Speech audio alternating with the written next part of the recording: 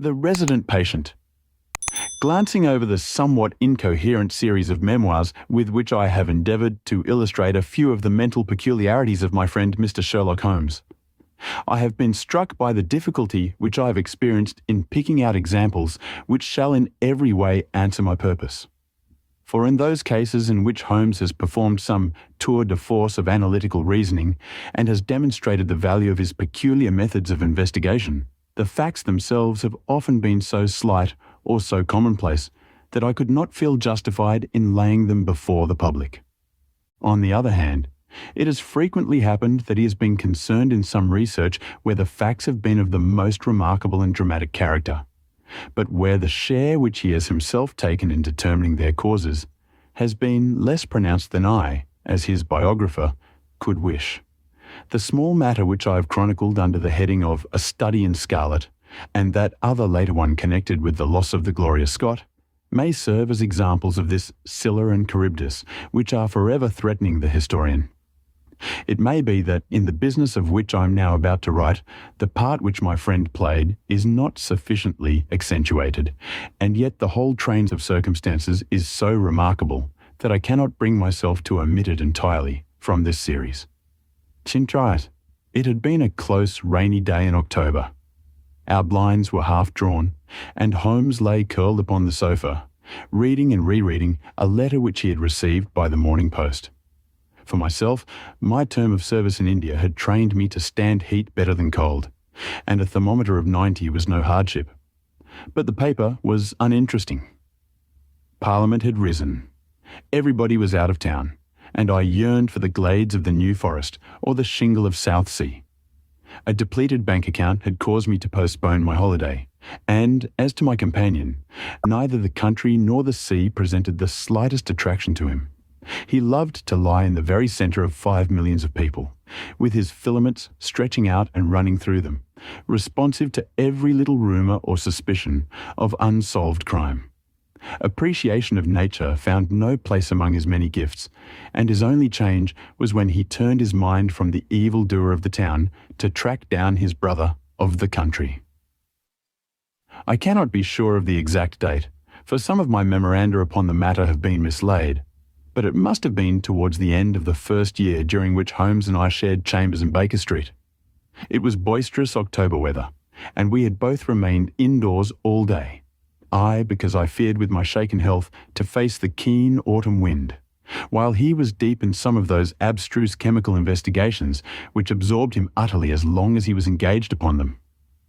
Towards evening, however, the breaking of a test tube brought his research to a premature ending, and he sprang up from his chair with an exclamation of impatience and a clouded brow. "A day's work ruined, Watson," said he, striding across to the window. "Ha! The stars are out and wind has fallen. What do you say to a ramble through London?" I was weary of our little sitting room and gladly acquiesced. For 3 hours we strolled about together, watching the ever-changing kaleidoscope of life as it ebbs and flows through Fleet Street and the Strand. His characteristic talk, with its keen observance of detail and subtle power of inference, held me amused and enthralled. It was 10 o'clock before we reached Baker Street again.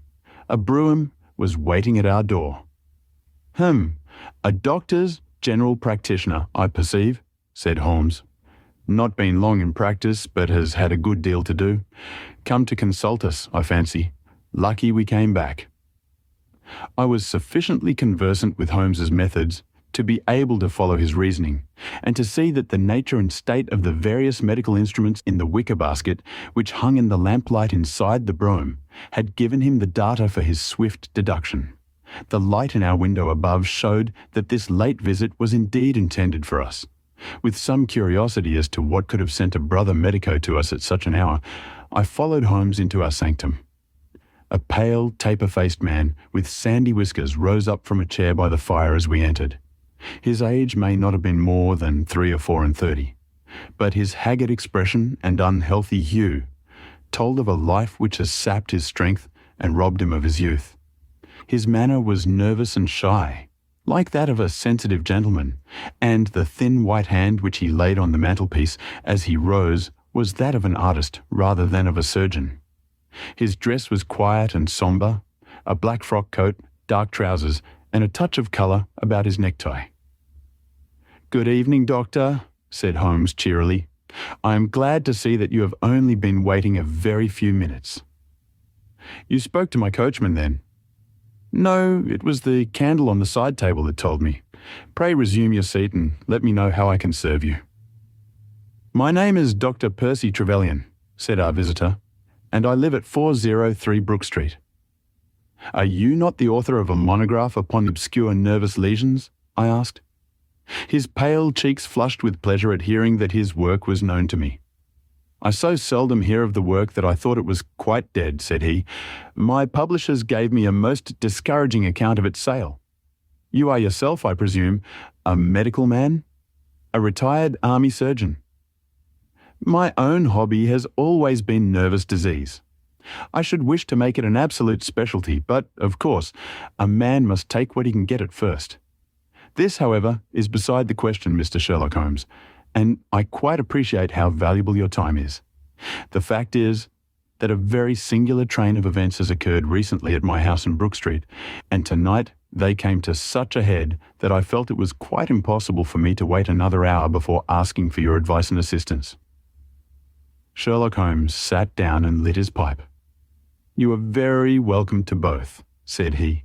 "Pray let me have a detailed account of what the circumstances are which have disturbed you." "One or two of them are so trivial," said Dr. Trevelyan, "that really I am almost ashamed to mention them. But the matter is so inexplicable, and the recent turn which it has taken is so elaborate, that I shall lay it all before you, and you shall judge what is essential and what is not. I am compelled, to begin with, to say something of my own college career. I am a London University man, you know, and I am sure that you will not think that I am unduly singing my own praises if I say that my student career was considered by my professors to be a very promising one. After I had graduated, I continued to devote myself to research, occupying a minor position in King's College Hospital, and I was fortunate enough to excite considerable interest by my research into the pathology of catalepsy, and finally to win the Bruce Pinkerton Prize and Medal by the monograph on nervous lesions to which your friend has just alluded. I should not go too far if I were to say that there was a general impression at that time that a distinguished career lay before me. But the one great stumbling block lay in my want of capital. As you will readily understand, a specialist who aims high is compelled to start in one of a dozen streets in the Cavendish Square quarter, all of which entail enormous rents and furnishing expenses. Besides this preliminary outlay, he must be prepared to keep himself for some years, and to hire a presentable carriage and horse.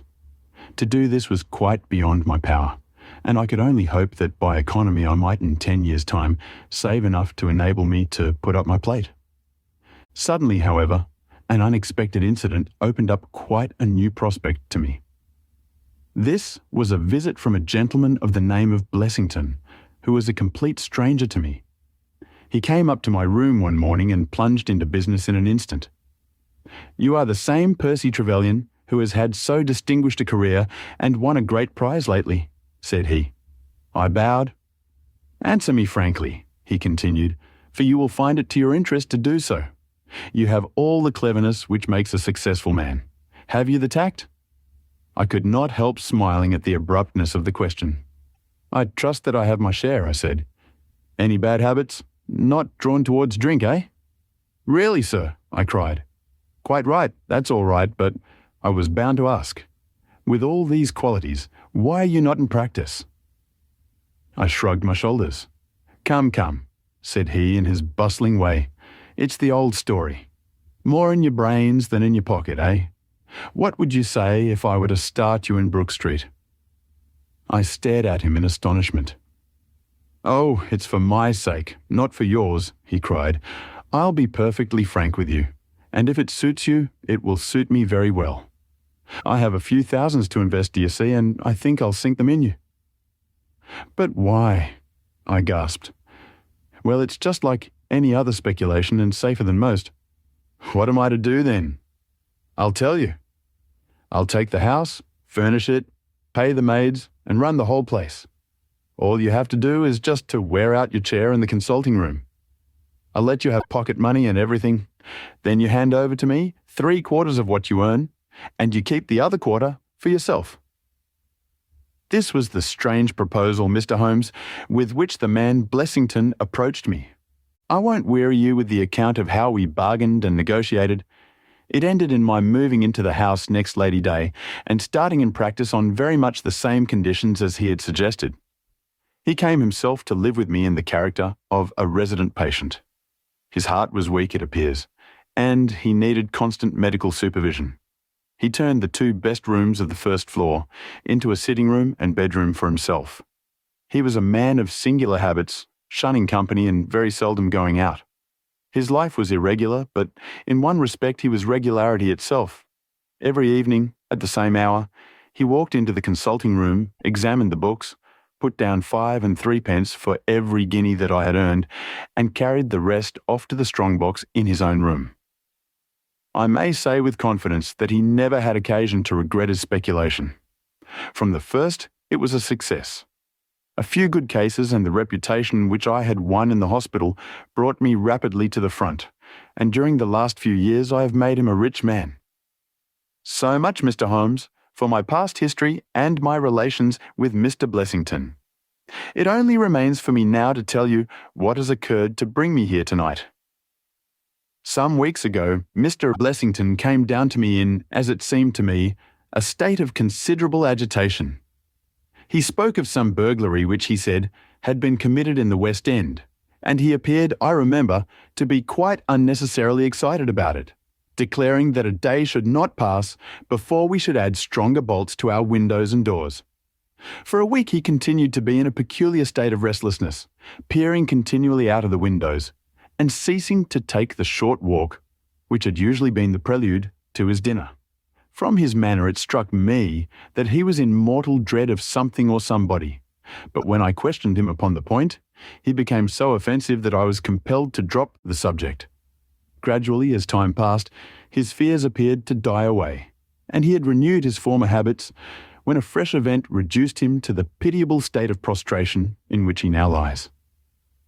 What happened was this. 2 days ago I received the letter which I now read to you. Neither address nor date is attached to it. A Russian nobleman who is now resident in England, it runs, would be glad to avail himself of the professional assistance of Dr. Percy Trevelyan. He has been for some years a victim to cataleptic attacks, on which, as is well known, Dr. Trevelyan is an authority. He proposes to call at about 6:15 tomorrow evening, if Dr. Trevelyan will make it convenient to be at home. This letter interested me deeply, because the chief difficulty in the study of catalepsy is the rareness of the disease. You may believe, then, that I was in my consulting room when, at the appointed hour, the page showed in the patient. He was an elderly man, thin, demure, and commonplace, by no means the conception one forms of a Russian nobleman. I was much more struck by the appearance of his companion. This was a tall young man, surprisingly handsome, with a dark, fierce face, and the limbs and chest of a Hercules. He had his hand under the other's arm as they entered, and helped him to a chair with a tenderness which one would hardly have expected from his appearance. "You will excuse my coming in, doctor," said he to me, speaking English with a slight lisp. "This is my father, and his health is a matter of the most overwhelming importance to me." I was touched by this filial anxiety. "You would perhaps care to remain during the consultation," said I. "Not for the world," he cried with a gesture of horror. "It is more painful to me than I can express. If I were to see my father in one of these dreadful seizures, I am convinced that I should never survive it. My own nervous system is an exceptionally sensitive one. With your permission, I will remain in the waiting room while you go into my father's case." To this, of course, I assented, and the young man withdrew. The patient and I then plunged into a discussion of his case, of which I took exhaustive notes. He was not remarkable for intelligence, and his answers were frequently obscure, which I attributed to his limited acquaintance with our language. Suddenly, however, as I sat writing, he ceased to give any answer at all to my inquiries, And on my turning towards him, I was shocked to see that he was sitting bolt upright in his chair, staring at me with a perfectly blank and rigid face. He was again in the grip of his mysterious malady. My first feeling, as I have just said, was one of pity and horror. My second, I fear, was rather one of professional satisfaction. I made notes of my patient's pulse and temperature, tested the rigidity of his muscles, and examined his reflexes. There was nothing markedly abnormal in any of these conditions, which harmonized with my former experiences. I had obtained good results in such cases by the inhalation of nitrite of amyl, and the present seemed an admirable opportunity of testing its virtues. The bottle was downstairs in my laboratory, so leaving my patient seated in his chair, I ran down to get it. There was some little delay in finding it, 5 minutes, let us say, and then I returned. Imagine my amazement to find the room empty and the patient gone. Of course, my first act was to run into the waiting room. The son had gone also. The hall door had been closed, but not shut. My page who admits patients is a new boy, and by no means quick. He waits downstairs and runs up to show patients out when I ring the consulting room bell. He had heard nothing, and the affair remained a complete mystery. Mr. Blessington came in from his walk shortly afterwards, but I did not say anything to him upon the subject for, to tell the truth, I have got in the way of late of holding as little communication with him as possible. Well, I never thought that I should see anything more of the Russian and his son, so you can imagine my amazement when, at the very same hour this evening, they both came marching into my consulting room, just as they had done before. I feel that I owe you a great many apologies for my abrupt departure yesterday, Doctor, said my patient. I confess that I was very much surprised at it, said I. Well, the fact is, he remarked, that when I recover from these attacks, my mind is always very clouded as to all that has gone before. I woke up in a strange room, as it seemed to me, and made my way out into the street in a sort of dazed way when you were absent. And I, said the son, seeing my father pass the door of the waiting room, naturally thought that the consultation had come to an end. It was not until we had reached home that I began to realize the true state of affairs. Well, said I, laughing, there is no harm done except that you puzzled me terribly. So if you, sir, would kindly step into the waiting room, I shall be happy to continue our consultation, which was brought to so abrupt an ending. For a half an hour or so I discussed that old gentleman's symptoms with him, and then, having prescribed for him, I saw him go off upon the arm of his son. I have told you that Mr. Blessington generally chose this hour of the day for his exercise. He came in shortly afterwards and passed upstairs.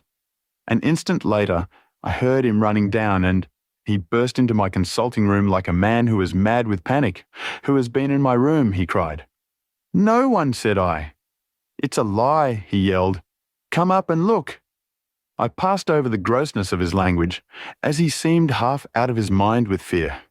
When I went upstairs with him, he pointed to several footprints upon the light carpet. "Do you mean to say those are mine?" he cried. They were certainly very much larger than any which he could have made, and were evidently quite fresh. It rained hard this afternoon, as you know, and my patients were the only people who called.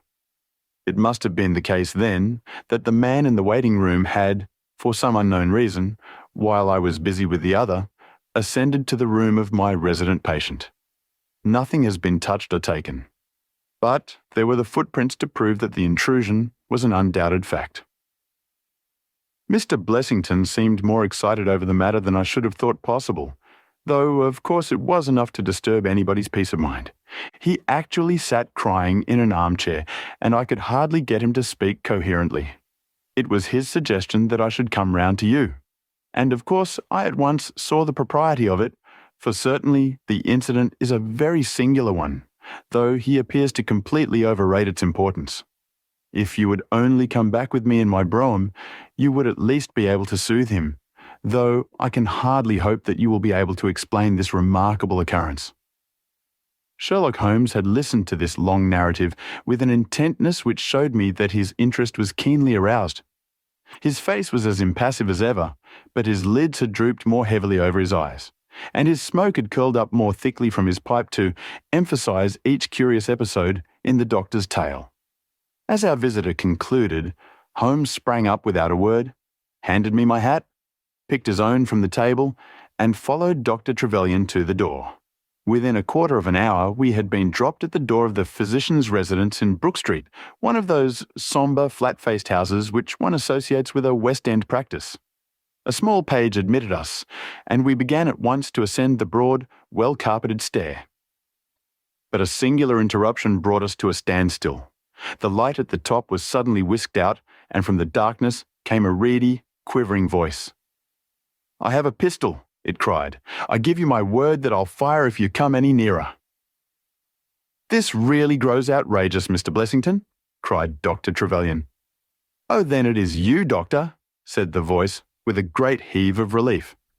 "But those other gentlemen, are they what they pretend to be?" We were conscious of a long scrutiny out of the darkness. Yes, it's all right," said the voice at last. "You can come up, and I'm sorry if my precautions have annoyed you." He relit the stair gas as he spoke, and we saw before us a singular-looking man whose appearance, as well as his voice, testified to his jangled nerves. He was very fat, but had apparently at some time been much fatter, so that the skin hung about his face in loose pouches, like the cheeks of a bloodhound. He was of a sickly colour, and his thin, sandy hair seemed to bristle up with the intensity of his emotion. In his hand, he held a pistol, but he thrust it into his pocket as we advanced. "Good evening, Mr. Holmes," said he. "I'm sure I'm very much obliged to you for coming round. No one ever needed your advice more than I do. I suppose that Dr. Trevelyan has told you of this most unwarrantable intrusion into my rooms." "Quite so," said Holmes. "Who are these two men, Mr. Blessington, and why do they wish to molest you?" Well, said the resident patient in a nervous fashion, "of course it is hard to say that. You can hardly expect me to answer that, Mr. Holmes." "Do you mean that you don't know?" "Come in here, if you please. Just have the kindness to step in here." He led the way into his bedroom, which was large and comfortably furnished. "You see that," said he, pointing to a big black box at the end of his bed. "I have never been a very rich man, Mr. Holmes. Never made but one investment in my life, as Dr. Trevelyan would tell you. But I don't believe in bankers. I would never trust a banker, Mr. Holmes. Between ourselves, what little I have is in that box, so you can understand what it means to me when unknown people force themselves into my rooms." Holmes looked at Blessington in his questioning way and shook his head.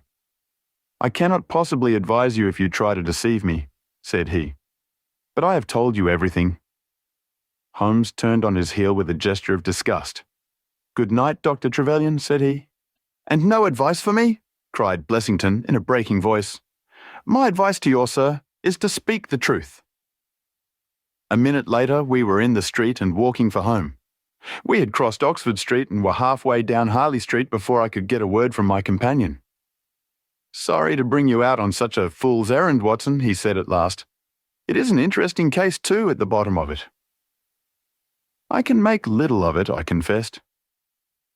"Well, it is quite evident that there are two men, more perhaps, but at least two, who are determined for some reason to get at this fellow Blessington. I have no doubt in my mind that both on the first and on the second occasion that young man penetrated to Blessington's room, while his confederate, by an ingenious device, kept the doctor from interfering. And the catalepsy? A fraudulent imitation, Watson, though I should hardly dare to hint as much to our specialist.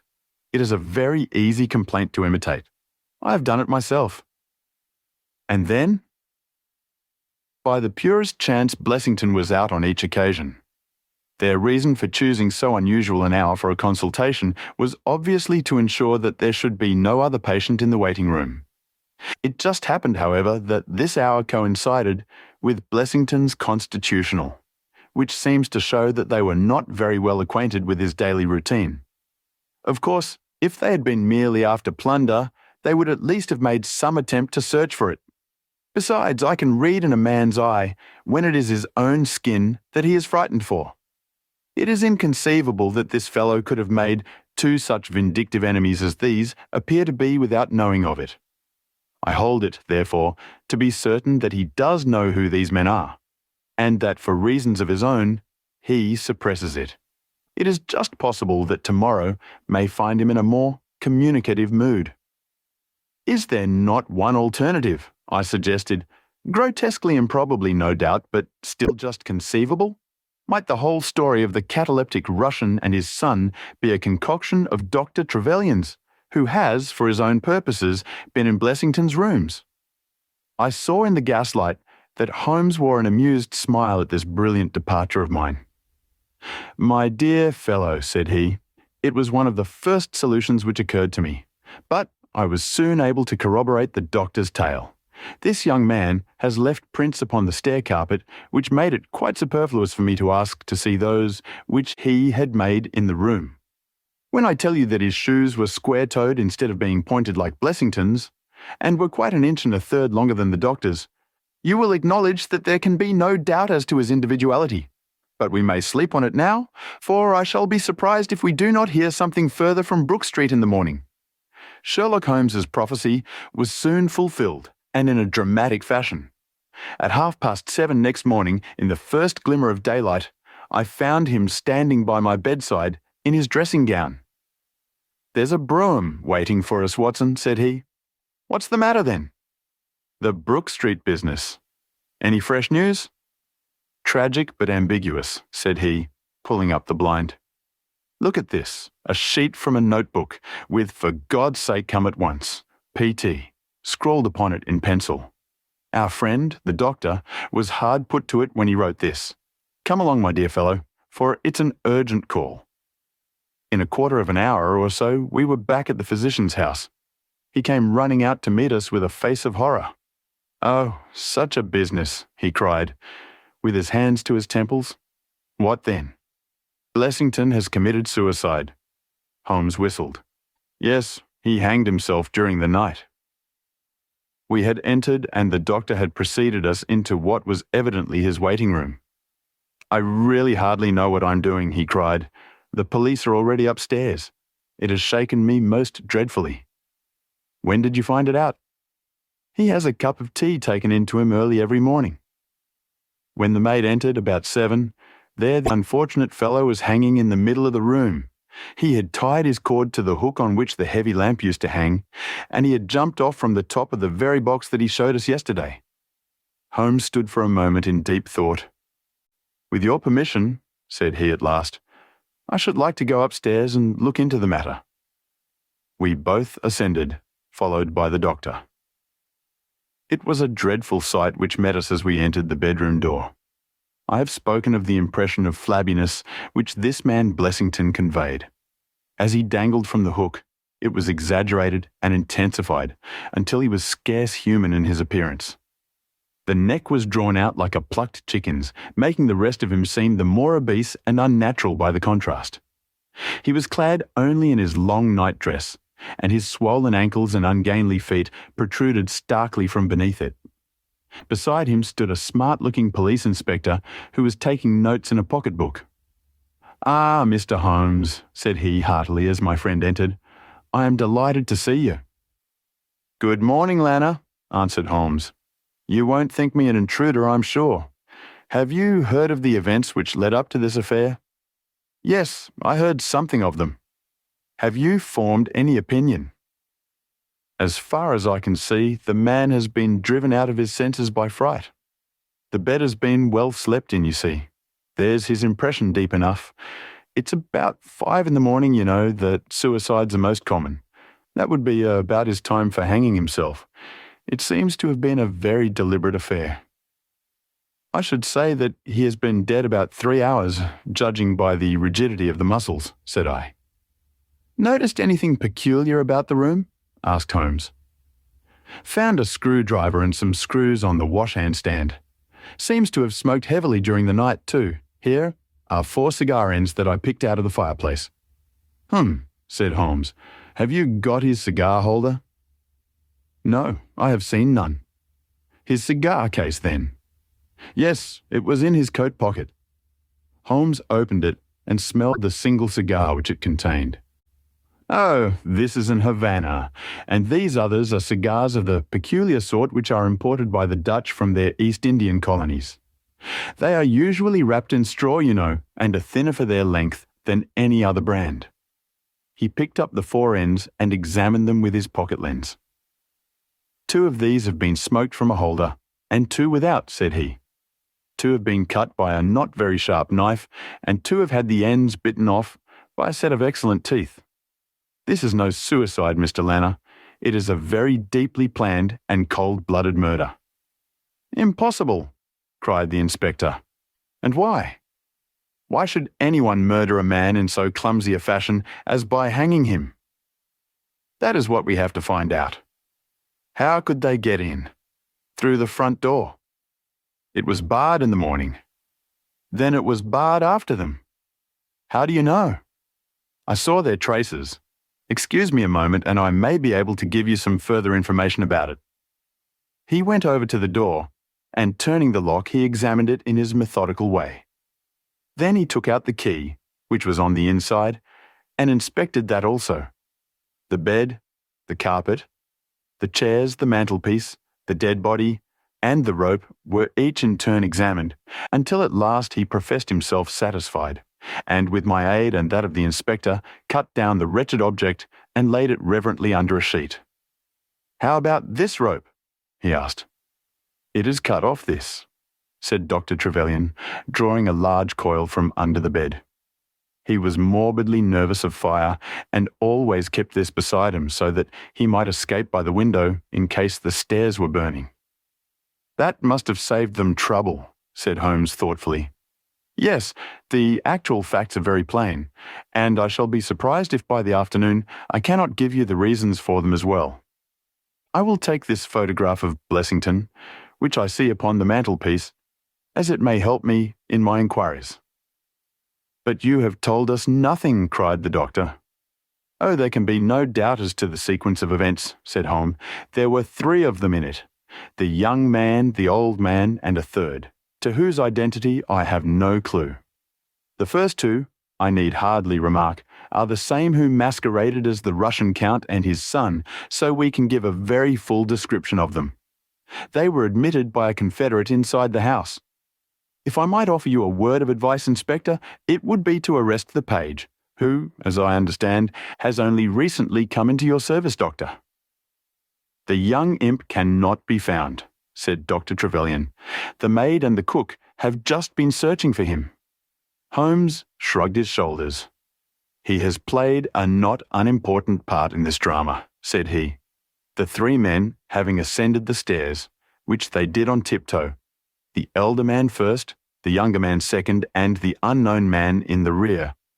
My dear Holmes, I ejaculated.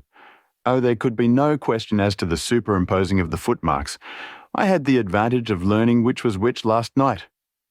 They ascended then to Mr. Blessington's room, the door of which they found to be locked. With the help of a wire, however, they forced round the key. Even without the lens you will perceive, by the scratches on this ward, where the pressure was applied. On entering the room, their first proceeding must have been to gag Mr. Blessington. He may have been asleep, or he may have been so paralysed with terror as to have been unable to cry out. These walls are thick, and it is conceivable that his shriek, if he had time to utter one, was unheard. Having secured him, it is evident to me that a consultation of some sort was held.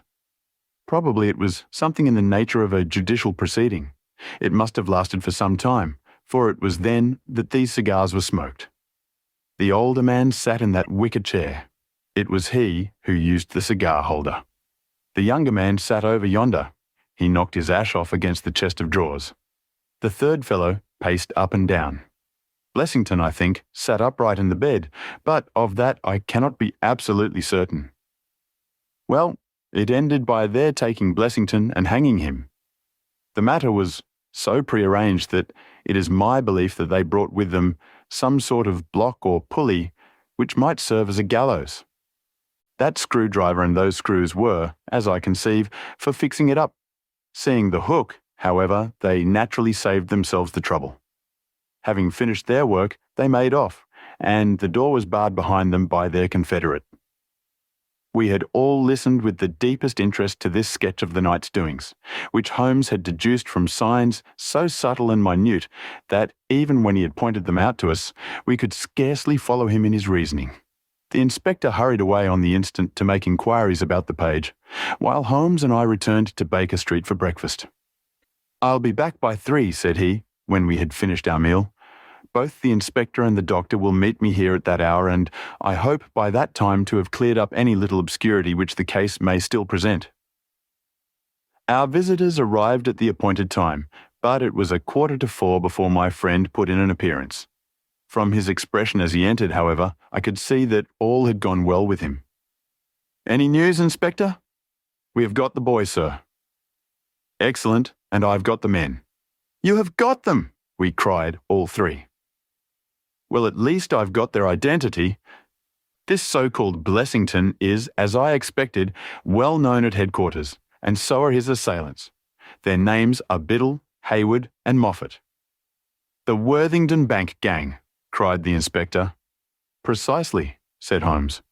"Then Blessington must have been Sutton." "Exactly," said Holmes. "Why, that makes it as clear as crystal," said the inspector. But Trevelyan and I looked at each other in bewilderment. "You must surely remember the great Worthington Bank business," said Holmes. 5 men were in it. These 4 and a fifth called Cartwright. Tobin, the caretaker, was murdered, and the thieves got away with £7,000. This was in 1875. They were all 5 arrested, but the evidence against them was by no means conclusive. This Blessington or Sutton, who was the worst of the gang, turned informer. On his evidence, Cartwright was hanged and the other 3 got 15 years apiece. When they got out the other day, which was some years before their full term, they set themselves, as you perceive, to hunt down the traitor and to avenge the death of their comrade upon him. Twice they tried to get at him and failed. A 3rd time, you see, it came off. Is there anything further which I can explain, Dr. Trevelyan?" "I think you have made it all remarkable clear," said the doctor. "No doubt the day on which he was perturbed was the day when he had seen of their release in the newspapers." "Quite so. His talk about a burglary was the merest blind." "But why could he not tell you this?" "Well, my dear sir, knowing the vindictive character of his old associates, he was trying to hide his own identity from everybody as long as he could. His secret was a shameful one, and he could not bring himself to divulge it. However, wretch as he was still living under the shield of British law, and I have no doubt, Inspector, that you will see that, though that shield may fail to guard, the sword of justice is still there to avenge." Such were the singular circumstances in connection with the resident patient and the Brook Street doctor. From that night, nothing has been seen of the 3 murderers by the police, and it is surmised at Scotland Yard that they were among the passengers of the ill-fated steamer Norah Creina, which was lost some years ago with all hands upon the Portuguese coast, some leagues to the north of Oporto. The proceedings against the page broke down for want of evidence, and the Brook Street mystery, as it was called, has never until now been fully dealt with in any public print. This text is provided to you, as is, without any warranty. No warranties of any kind, expressed or implied, are made to you as to the text or any medium it may be on, including but not limited to warranties of merchantability or fitness for a particular purpose.